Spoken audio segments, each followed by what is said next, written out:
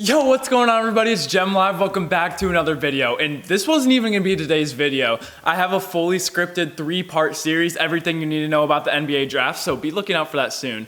But I was gonna talk about the offseason as a whole because free agency just started yesterday. There's been so many trades, so many signings with all these NBA teams.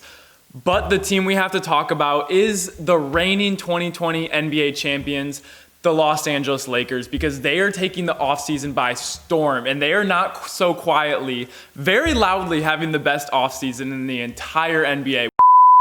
All right, guys, real quick before we get into the video, and first I want to say I'm sorry for the audio. This is just coming off my camera right now, but my girlfriend surprised me with a trip to New York City, so I recorded this video a few days ago, so the information's a little outdated. They did end up signing Marc Gasol. They didn't end up getting Serge Ibaka. Serge Ibaka actually ended up signing with the Clippers, so when I'm talking about the Clippers not really getting anyone so far, they did get Serge Ibaka. They traded JaVale McGee. They didn't get Bogdanovic, but the offseason is not over yet, but I just want you guys to keep that in mind before we get in the video. All right, back to it. Which is crazy. And then there's this saying, Shannon Sharpe uses it a lot. He says the number one key to survival isn't strength or quickness or any of these other abilities, it's adaptability. And the Lakers are not sleeping on their ring. They are just as hungry as all other 29 NBA teams that didn't win the chip and are making moves to try and win the ring. So the Lakers did it. They said, we have the winning recipe. We can just sit back and relax and keep the same team and same structure. Well, you can't, because the 29 teams you're playing now are better. They've made changes. So the Lakers are hungrier than anyone else to stay at the top. And so let's go over some of the things they've done just in day one. So the one thing that isn't official yet, but it's as pretty good as official just besides the numbers, is Anthony Davis is coming back, which that's not even for sure going to happen. We've seen stars signed to a team, play there for a year, not like Russell Westbrook. He wants out of Houston already. I mean, they didn't see that coming. But since they won a ring, Anthony Davis and LeBron look like best friends. They just look like they click really, really well together. So they're getting LeBron back. They're getting AD back. The pieces that they lost, they did trade away Danny Green, and they lost Dwight Howard. But they got Wesley Matthews for so cheap. They absolutely stole him from everyone else.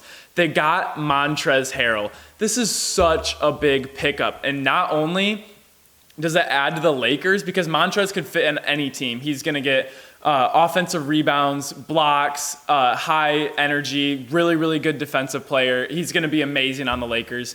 Their main rival in the West right now, the Clippers, they just took away probably one of their most valuable players. Like that Clippers team is not the same without Montrezl. And not only do they not have him now, but the Lakers have them. So that was huge. They're looking to get Serge Ibaka. Nothing official on that yet. And they're looking to get Marc Gasol because they lost Dwight Howard. So Wesley Matthews kind of replaces Danny Green. Marc Gasol kind of replaces Dwight Howard. They did sign Dennis Schroeder, which I love. It's the two biggest signings for me is Dennis Schroeder and Montrezl Harrell. These are two guys that Montrezl Harrell won Sixth Man of the Year. Dennis Schroeder was second place in that. They can come in. They're going to be great on the second team offense. They're probably both going to be in the lineup when it comes crunch time because they're just like so effective on offense, so tenacious on defense, both of them. And this is what dynasties are made of. The Bulls weren't content when they won their first few rings. They went out and got Dennis Rodman. They say, hey, we need this defensive player. He's going to grab 20 boards a night. You add what you can to get better. The Warriors, 73-9, wasn't good enough. They were still hungry. They wanted more. They signed KD. I was trying to think of an NFL example, but it really wasn't as easy just because there's so many players on an NFL team. And basketball, it's only 5 on the court at a time, and they're playing offense and defense. The closest thing I could think of was the Patriots, just because they were so well coached that they were able to take a lot of risks on players. Randy Moss, Darrelle Revis, some of them worked out really well, like Randy Moss did. Some of them didn't work out as well, but the Patriots are the closest comparison I can think of that.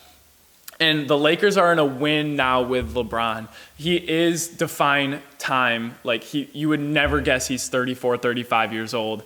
but he's still freaky athletic, but it's not going to last forever, sadly. They are in a window of the next 2 to 3 years looking to win as many rings as possible and then start to build around Anthony Davis and continue to win championships.